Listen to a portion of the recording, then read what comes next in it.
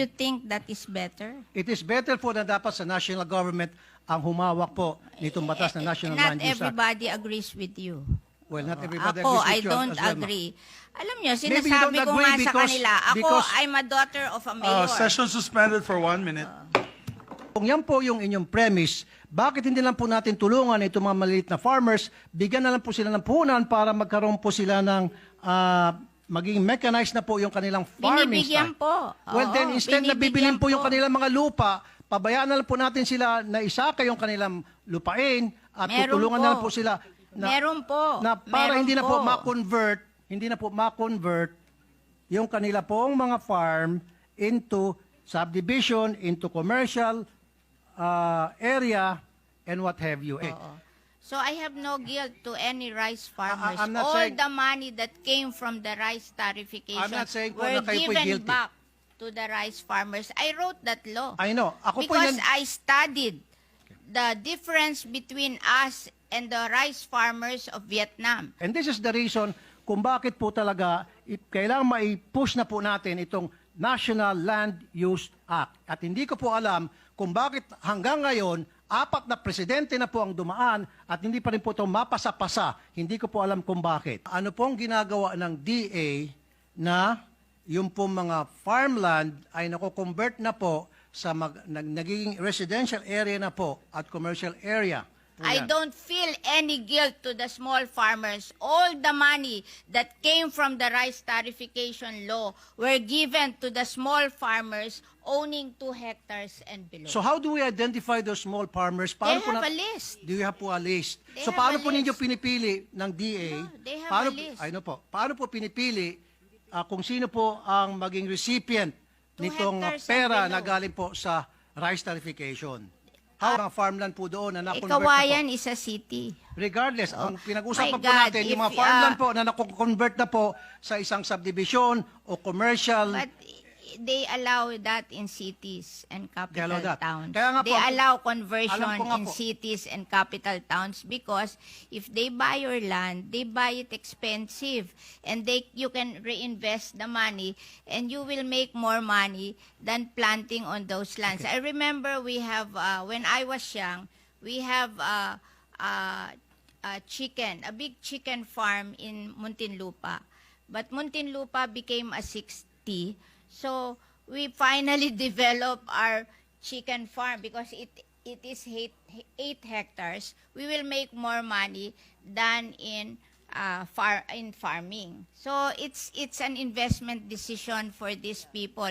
If somebody will buy your land at a bigger amount, maybe you can sell it and buy another land that is cheaper somewhere else and build your farm there. Hindi po ganun nangyari, I think ma'am. it's the thinking of you have to understand agriculture as a business also. I'm That not a if businessman, you have but I can understand agriculture opportunity po, ma'am. to sell your land at a higher price and be able to buy a bigger piece of land with that same money in less prime places, then you will do it. Kaya nga po, It's ito na- pong tanong ko po sa ating mga taga-DA. Ano po ang ginagawa nila sa ganitong nangyaring masamang sistema na paliit po ang ating farmland? Sorry po, madam ha.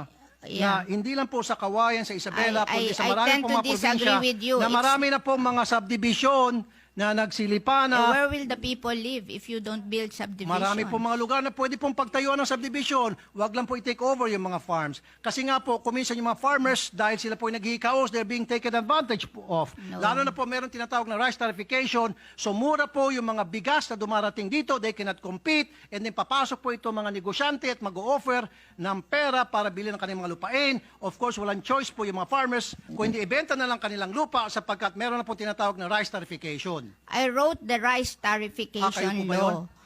You know, we wrote that rice tarification law because in 2018, the price of rice rose to almost 50 to 60 pesos per kilo.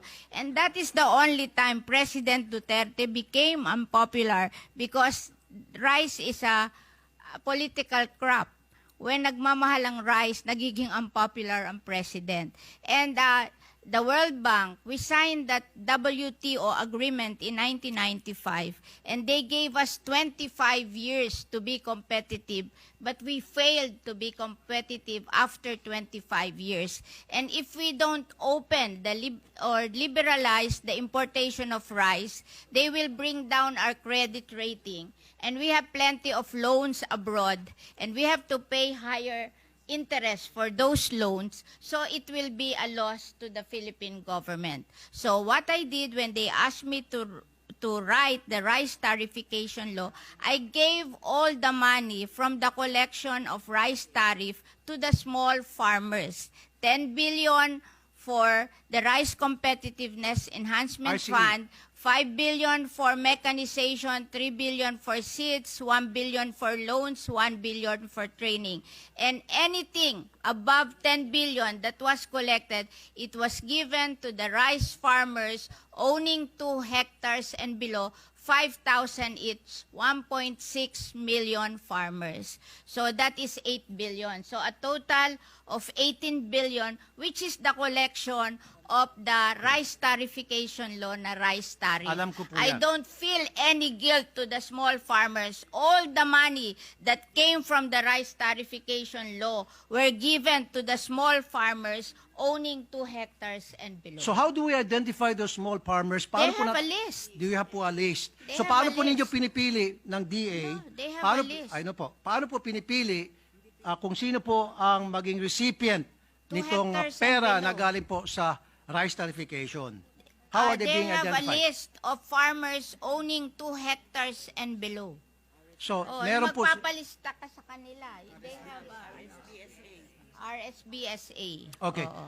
So I have no guilt to any rice farmers. I'm not All saying- the money that came from the rice tariffication I'm not saying po were na kayo po'y given guilty. back to the rice farmers. I wrote that law. I know. Ako po Because yan... I studied the difference between us and the rice farmers of Vietnam. The rice farmers of Vietnam, they produce their palay at 6 pesos per kilo. We in the Philippines, we produce our palay at 12 pesos per kilo. The 6 pesos difference, I look at it. And 350 is labor. That means we're not mechanized. And 250 is the productivity of the seed. So there's something wrong with our seed. So when I wrote that Rice Competitiveness Enhancement Fund, I gave 5 billion to mechanization and 3 billion to seed distribution, and also to train them to do the same seeds with their own farm. I am teaching them to learn how to do inbred seedlings. Okay. Are you finished po, ma'am? Yes, yes. Okay. Let's go back po dun sa food security. Alam ko po Hindi ako nag-isip. na meron pong tinatawag na Rice Comprehensive Enhancement Fund. Rice Competitiveness Competitive, Enhancement okay. Fund. Enhancement Fund. Nasabi niyo po sa akin, so dapat may 2 hectares yung farmer para sila po ay mag-qualify dyan. Okay na po tayo dyan. However, hindi pa rin po talaga tunay na nasasagot yung pong katanungan ko po na ano pong ginagawa ng DA na yung pong mga farmland ay nako-convert na po sa nagiging residential area na po at commercial area. We need the residential area and the commercial area to improve the quality of lives of our people. Ang alam nyo, it's not the amount of farmlands. It's the efficiency of using these farmlands. Alam nyo, pag maganda ang seeds mo at mechanized ka, even with smaller area of farmlands, you can do better Kaya nga and po, ma'am, earn more. Kaya- Kaya nga we're teaching the farmers to do mechanization and to plant better seedlings and to teach them that they have to operate their farm as a small business so they will make more money. You know, hindi naman ito como maliit ang lupa mo. Kaya we're organizing them into cooperatives para may economies of scale sila. Kasi kung 2 hectares kayo, mag-organize kayo, 30 farmer, then you have 60 hectares. And then you mechanize. hindi ka matatapos sa palay. Bibigyan ka ng PhilMec ng ano tawag dito, dryer and milling. So ang production mo hindi na palay na babarating ka ng middleman, kundi mapoproduce mo na hanggang rice. Tapos because you are a cooperative, you have economies of scale, you can go to the supermarket directly and sell your rice to them, you will make more money. Okay. Oo. So it's not the amount of land, it's the model. We have to change the model of our agriculture agree. because there is something wrong Yes. with our model of Okay. agriculture. Now, sinasabi niyo po kanina na the farmers has to use mechanized technology. Kaya nga po, it is not how small the farm is at kailangan po magkaroon ng improvement sa isang lugar, kaya kailangan po magkaroon ng mga subdivision. So, kung yan po yung inyong premise, bakit hindi lang po natin tulungan itong mga maliit na farmers, bigyan na lang po sila ng puhunan para magkaroon po sila ng maging mechanized na po yung kanilang farming Binibigyan style. po. Well, Oo, then instead na bibilin binibigyan po yung po. kanilang mga lupa, pabayaan na lang po natin sila na isaka yung kanilang lupain at Meron tutulungan po. na lang po sila Meron po. na para Meron hindi na po po. ma-convert yung kanila pong mga farm into subdivision, into commercial area, and what have you. And this is the reason kung bakit po talaga kailangan mai-push na po natin itong National Land Use Act. At hindi ko po alam kung bakit hanggang ngayon, 4 na presidente na po ang dumaan at hindi pa rin po ito mapasa-pasa. Hindi ko po alam kung bakit. Your guess Alam is nyo, as good as mine. Yung Land Use Act, lahat po ng local government, may land use plan na sila. Nagpagawa na sila ng land use plan. The power of determining the implementation of the land use is with the local government. Why will you remove it from the local government and transfer it to the national government?